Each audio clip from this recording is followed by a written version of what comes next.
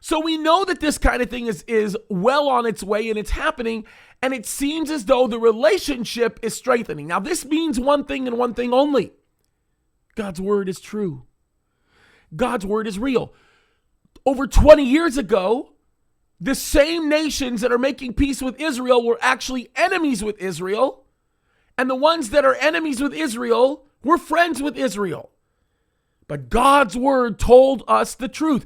God's word said that these nations would end up making peace with Israel, and that they would not only make peace, but they would speak on Israel's behalf when they are attacked by Gog, the leader of Russia, with Russia, Iran, and all those many other nations that we talk about in Ezekiel chapter 38. Folks, this is happening. Look, Jesus is coming soon. I don't know if you guys can see this. God is setting up the stage for all of this stuff to be happening. And I want you guys to understand how radically significant it is for the UAE to set up an embassy smack dab in the middle of Israel.